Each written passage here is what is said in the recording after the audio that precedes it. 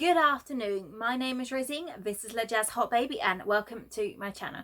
Today I thought I'd try something a little bit different with my video, and this is a video where I would like to ask you guys watching for some recommendations. So if you follow me on Twitter or on my blog, you'll see that I love chick lit. It's no secret, I am a massive fan of chick lit, and by chick lit I mean contemporary or women's fiction which focuses on a woman who usually is living her life. They are often fairly focused on romance, however careers, family life, friendships, other things like that, they're all sort of just as important.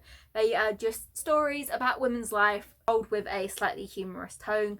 When made into films, they're usually considered rom-coms because, let's face it, romance tends to be the thing that most people are interested in. Now, I don't know if it's because of that or whether the term chick lit is being considered old-fashioned, because I know people always have an issue with it, but I don't see why. But because of that, it's more now slipping into a lot of these novels being described as rom-coms. Now, again, if you know me, you know I'm not the biggest fan of romance novels. Historical romance especially not. I have a problem with paranormal romances because of the whole broody alpha male love interest who's usually the narrating character in a lot of those books as well. Think Gina Showalter or Cressley Cole. Like, they're not for me at all. But I know that that's not all romance is. Last year I read a novel by Jasmine Guillory, I believe it was The Wedding Date, and I incredibly enjoyed it. I loved both the main characters. I am now reading this month, if you have seen my latest Choose Your Own TBR adventure, which I will link above, you'll see that I am reading Get a Life Chloe Brown on audio, and I have been listening to that and I've been fairly enjoying it. But I still have this whole mental picture in my head of romance novels just being pointlessly smutty, really boring, solely focused on unhealthy, usually romances, with stupid descriptions of how soft she is or how hard he is, and it's not always even in a sexual sense either. Literally just how soft her skin looks or how hard his abs look or things like that. And it annoys the hell out of me and I don't like it at all. But if chick lit is now basically slipping into rom-com territory, and I have picked up books because they look like chick lit novels and they have turned out to be romance, and I've also picked up novels, well, chick lit novels, and they've sort of been a cross between chick lit and romance in my point of view, and I have still enjoyed them. So clearly this is something I need to check more out of. But I don't know how to begin, because as I said, when I think romance, I just think crap.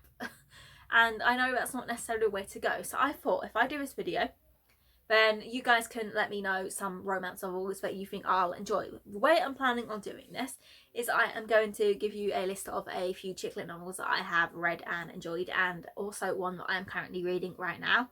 So if you know any novels that are like these, or if you have read these and you just want to talk about them, or even you can just take this as a chick lit rec video if you're not big on romance yourself, or you're also a newbie and you don't sort of know where to begin like me, then this could be the video for you.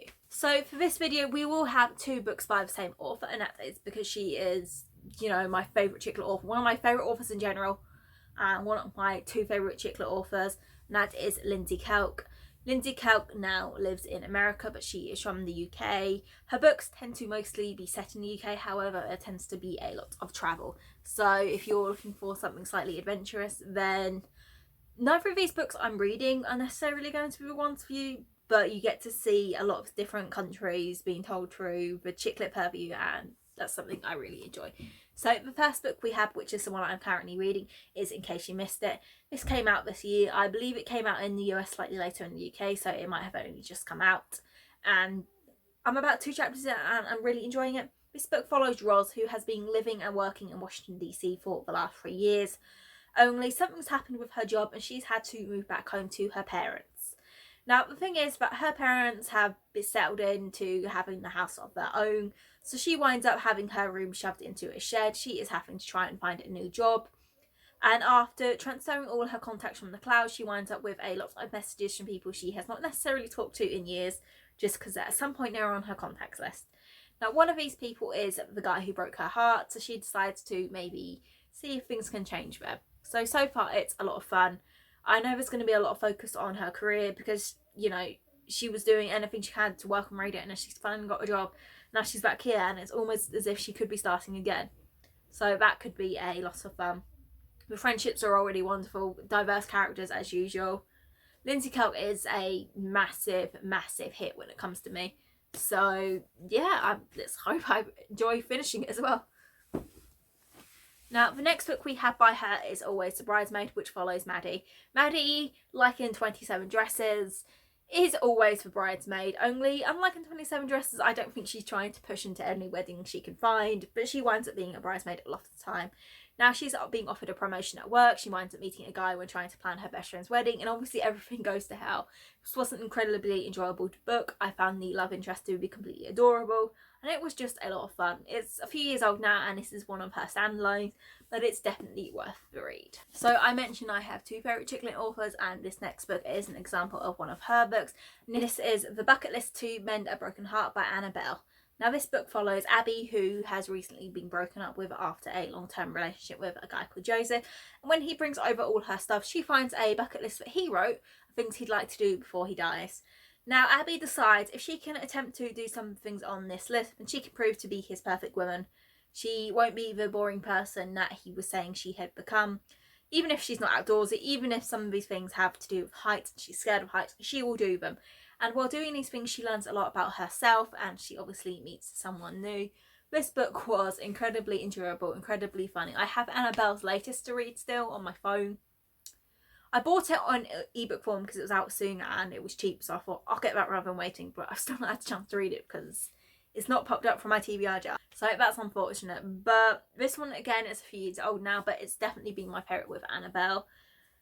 It's just thoroughly enjoyable, very English chick lit with a lot of fun and a very cute romance, to be honest. I think there's a rock climbing scene, if I remember, in this one, which, you know, considering her fear of heights, winds up being so completely adorable.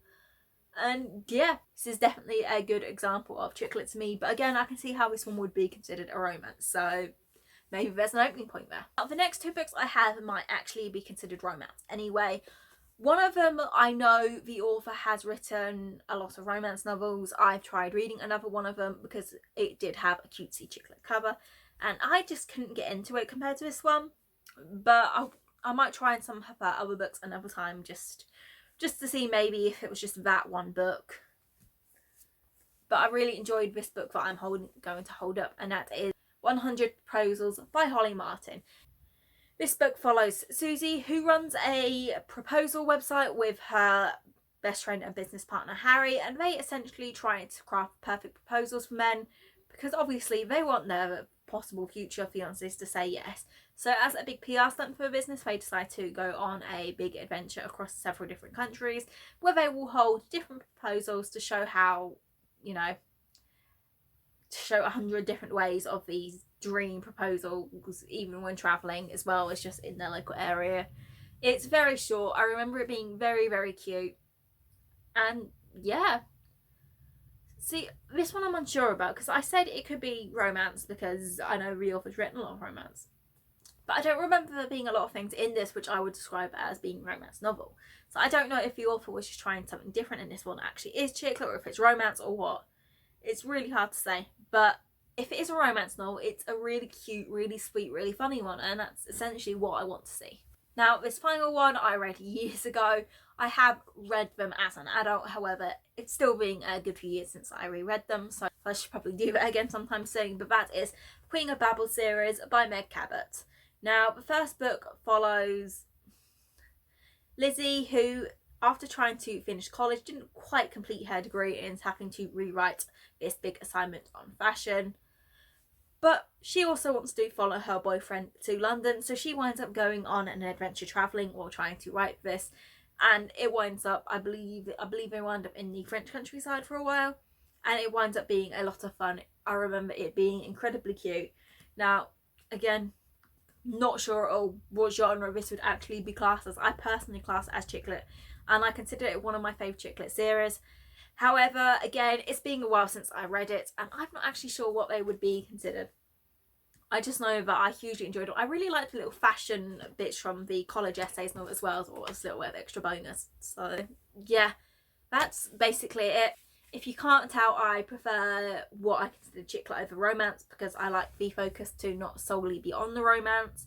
I like to have a single main character. I do not enjoy split perspectives because though I can read that in romance novels, as I said, I'm giving Get a Life Chloe Brown a go. I've read some Jasmine Guillory. They're both split perspectives. However, in both of those, the romance was completely sweet and adorable. Focus wasn't solely on the romance, and it was just really entertaining characters, and that's what I want. That's why I enjoy chick lit. I like getting into a character's head in a contemporary setting, and my own writing style very much fits chick lit because it's very character focused. I enjoy character driven stories, even when there's, you know, even when it's fantasy and there's a big massive plot behind that. So in contemporary, that's especially important because I don't just want a boring droll, this, you know, these dates happened and then they had sex. That's not for me. I want humor. I want cuteness. I want to basically fall in love and want to melt in with a story. So if you guys know any books like that, then please shoot them my way. This is a definite chance for me to interact with some of my followers, and I would love to basically talk with you all some more.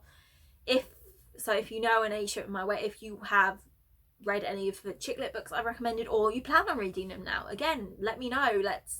Let's talk about them. Or if you have a romance novel and you want a buddy reader, especially if you're another romance novel newbie essentially, then please do.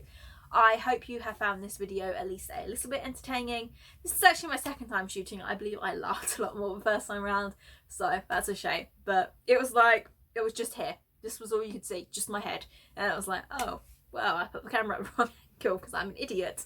So there you go. So I hope it was still entertaining. I hope you either found some books you want to read, or, you know, you have some books for me, please do. Also, I hope you like the improved lighting from my ring light. But that's basically it for now. Again, I hope you enjoyed watching. So please remember to like, subscribe and leave a comment. Thanks guys.